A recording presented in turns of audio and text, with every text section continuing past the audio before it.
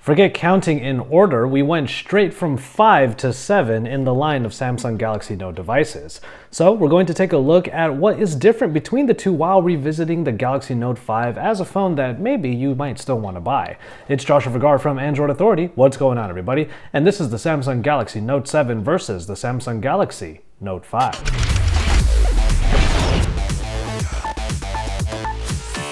Now we're treating this video still as a versus, but also as a way for us to look at the Samsung Galaxy Note 5 and revisit it as a phone that you might want to buy if you don't want to spend all the money on the brand new version of the Galaxy Note.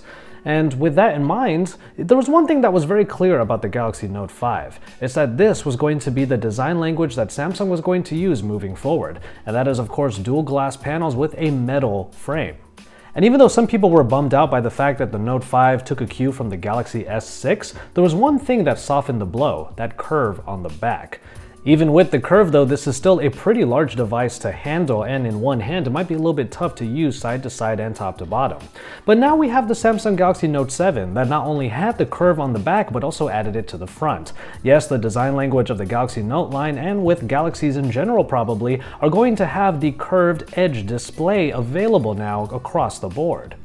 The result, however, is a phone that is symmetrical and, for all intents and purposes, quite beautiful actually. And having the curve on both the back and the front meant that the sides felt less sharp. And it actually helped with handling, as the phone sits just beautifully in the hand and you are able to get left to right a lot easier than before, even if top to bottom is still kind of tough in one hand. One aspect that was really publicized about the Galaxy Note 5 was the S Pen, and it's a new S Pen with a clicky top that was able to go backwards into its slot far enough to actually break it. Thankfully, with the Galaxy Note 7, that has been addressed, as the pen does not go farther than that clicky top, so you won't have any chances to even break it. The displays are for the most part the same. You get 5.7 inches in the size and Quad HD in the resolution. And of course, both of these are Super AMOLED displays, so you get the higher saturation that can be toned down in the settings. But the Note 7 does add a couple of new things along with that curve, and one of them is the Edge UX. The Edge UX comes back from the Galaxy S7 Edge, and if you are an avid fan of it because of its easy way of adding another place to get shortcuts and some extra information, then that obviously puts the Note 7 up top. But there's also the always on display, which is an easy way of always having time, a calendar, or a little bit of information available at all times, even when the phone is on standby. There is a pretty significant shift in the performance aspect because the Exynos 7420 of the Galaxy Note 5 was what they used across the board. Samsung really stuck to its guns when it came to their own processing packages. And I did use the Note 5 quite a bit in New York around the time of the announcement of the Galaxy Note 7, and it did a good job playing games like Pokemon Go and Final Fantasy without any issues. But with the Samsung Galaxy Note 7, the Exynos is a processor that's only available in certain markets. For most places, you're going to get the Snapdragon 820, which is still a powerful processor, and it's basically the one that you would want to have in a flagship today. One place that the Galaxy Note 7 may have stumbled a bit is in its RAM capacity. Now, 4GB of RAM is the standard, it is the de facto amount, but having a little bit more could have put the Note 7 over the top in terms of power user features. Especially when you consider all that this phone can do and the S Pen, there might have been a little bit more need for extra RAM just to keep the phone smooth and snappy all the time. The Note 5 is obviously going to falter when it comes to hardware, and that is very apparent now with a lot of phones that have plenty of power user features. Now, one of those is expandable storage, but on top of that, the Galaxy Note 5 comes in at a base 32GB of onboard storage, and that's simply not the case for the Note 7, which is always 64GB with its microSD card slots. When it comes to battery life, you'll get a pretty standard experience either way, with the Note 5 still able to perform very well for a full day, and then you can use fast charging in order to get a quick charge on the go. That can still be said for the Note 7, which has an updated version of fast charge that is even faster than before. So with either of these phones, the battery life shouldn't be that bad, and with the Note 5, I was still able to get a full day without any issues, even after all of the apps and all of the wear and tear that I put onto this phone. And there's definitely a wow factor when it comes to using the iris scanner, but I will admit that after using the Note 7 for quite a while, the fingerprint reader is still my go-to way of unlocking the device in a quick way. So let's check in real quick. The Note 5 was still a very good daily driver when I was using it leading up to the launch of the Note 7, and until the Note 7 came out and I used it as my daily driver since, the Note 5 didn't have many holes when it came to its experience. It's only when the Note 7 showed us what we could have that the Note 5 started to feel like a second-rate phone in comparison. But still, for anybody out there that needs basically the essentials, 32 gigabytes without expandable storage, a processor that still works really well even if it's somewhat dated, and a design language that might still be a little bit uncomfortable for some, like myself, the Note 5 is still so far a very good companion. But then I had a good time using it as my daily camera in New York. Now, it doesn't come as any surprise that Samsung has been good at their pictures and their videos, no matter which of their phones you get, but with the Galaxy Note 5, I found myself taking a lot of shots in New York and leaving my DSLR back at home. So with that in mind, the pictures between the Note 5 and Note 7 are actually not too far off in quality.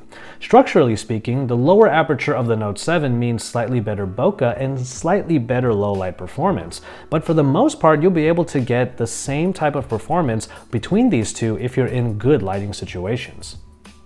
And speaking of low light, the Note 7 does take a cue from the Galaxy S7 with 12 larger dual pixel megapixels on top of its lower aperture. Not to mention the fact that those dual pixels provide even faster autofocus, and that's something that I really enjoy using, especially during videography. So the Note 5 still proved to be a good companion to have as a camera on the daily. I still enjoyed all of the pictures I got from here, and I did post a lot of them on Instagram, and I even used some of the video footage on a vlog. But another thing that I love about the Note 7 is that its front-facing camera can record videos in 2K resolution, which is perfect for vlogging. And finally, in software, the Note 5 never really was a slouch when it came to its version of TouchWiz. But now with the Note 7, they don't even really call it TouchWiz anymore because they've really streamlined the interface. The Note 5 was still a very functional operating system. You're able to get to pretty much every part of the operating system without any troubles, and with all of the different features you could use that are kind of out of the way so that there aren't so many dialog boxes just in your face trying to make you use all of those features. Using this phone as a simple daily driver, TouchWiz didn't do a bad job at all. The main thing about the S Pen in the Note 5 was that I could use it for screen-off memo. All of that carries over in the Note 7, but in the Note 7, Samsung actually put a couple of new features that might actually prove useful for a lot of users. One of the main ones is a GIF creator. Now, the GIF creator could be really fun to use and you can send fun GIFs to everybody. On the other hand, screen-off memo can be pinned to the always-on display, so that actually proved to be a little bit more useful than before. And all of that results in a software package in the Note 7 that feels incredibly stacked. There's still so many capabilities in this version of Samsung's operating system, and it has been streamlined to look a little bit easier on the eyes. But from there's so much to do in the Note 7 that it might feel overwhelming at times. The same went for the Note 5, but this time around, it's almost as if Samsung put a little bit more thought into what features users might actually use rather than all the ones that they might not. But of course, that's only part of the equation, and those little steps forward in the software actually permeate across the entire device, where the Note 7 actually feels like a power user phone again. That was not the case with the Galaxy Note 5, and for somebody like me that used it primarily as just a daily driver to get typical tasks done, the Note 5 was a wonderful device. And if you are that kind of user, it's still a great value for the money, especially since its price will go down now that the Note 7 is out. But if you're a big power user that needs the expandable storage, more onboard storage, and also all of the capabilities that the S Pen will now provide, then of course the Note 7 will be the phone that you're looking for. If you've been holding on to an even older phone and you need to save a little bit of money, the good news here is that the trade-offs between 5 and 7, despite skipping 6, they are significant, but ultimately not deal-breaking. As always, thank you guys very much for watching, and I hope you enjoyed this versus between the Galaxy Note 7 and the Galaxy Note 5. We wanted to revisit the Galaxy Note 5 simply because we do think that it's still a good value for the money. And since I used it as my daily driver leading up to the Note 7, I did come down to one conclusion. The Note 7 did enough to feel fresh and move forward from the Note 5, but if it was not announced at that time and if it didn't even come out, I would still probably have a good time with the Note 5.